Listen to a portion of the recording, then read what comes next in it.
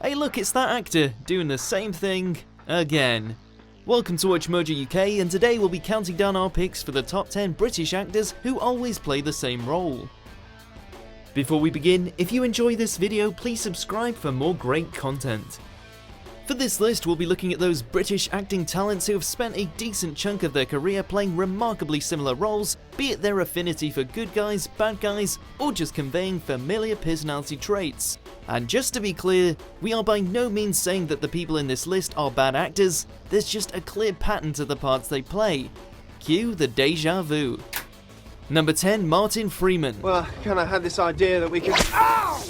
If faced with gangsters, orcs or aliens, most of us would probably panic and run for the hills. And that is why Martin Freeman is cast, because he's relatable. Team leader doesn't mean anything, mate. Excuse me, it means I'm leader of a team. No, it doesn't. It's a title someone's given you to get you to do something they don't want to do for free. Renowned for his socially awkward demeanour, perfected in The Office, he frequently plays the conservative everyman with a strict day-to-day routine, who has greatness, adventure, or a challenging task thrust upon him.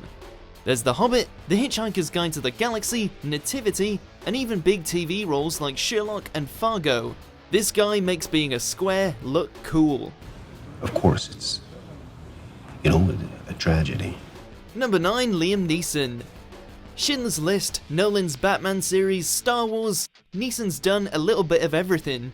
But with his advancing years, he has taken on roles that see him play on his age as he steps into the shoes of seasoned hitmen, ex-government agents, weapons specialists, and former police officers to overcome near impossible odds. I don't know. Maybe I don't care if you shoot me or not. And it totally suits him, with his trademark blank stare serving as a death sentence when looking down the barrel of a gun. Word of advice, if Neeson calls you, don't answer. I will look for you.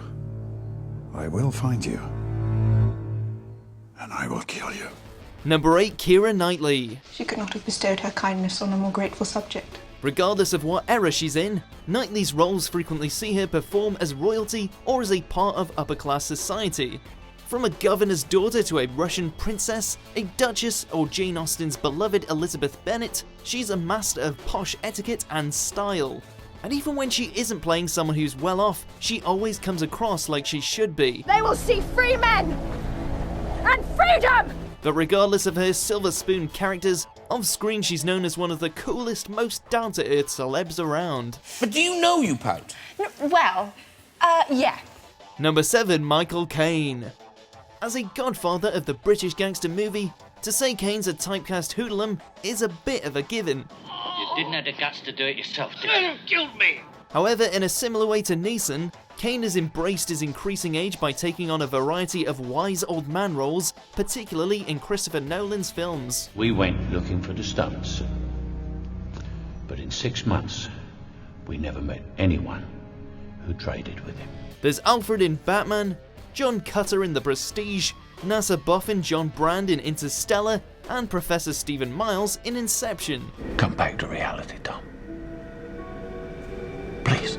He speaks, you listen, simple as. Although he is willing to go back to his roots from time to time. You should have called an ambulance for the girl. Number 6, Christopher Lee. They're jumping through the flames in the hope that the god of fire will make them fruitful. Nobody quite played the villain like this guy did.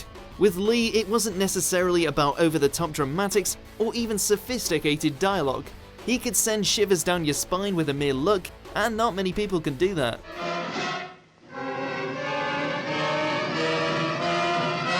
From hammer horror hits like Dracula, to big bearded baddies like Saruman in Lord of the Rings, he was cast in villainous roles way into his later years because he was bloody good at it. Lollipops.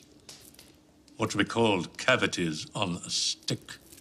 The guy even played a convincing lightsaber-wielding Sith apprentice when he was 80 years old. Master Kenobi, you disappoint me.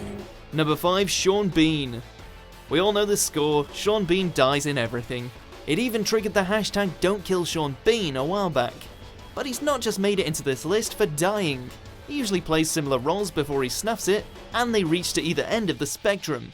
Mainly, he's either a bad guy who gets his comeuppance, or he's a good guy who ends up sacrificing himself or becoming a martyr for the greater good. So basically, he's either a douche or a hero.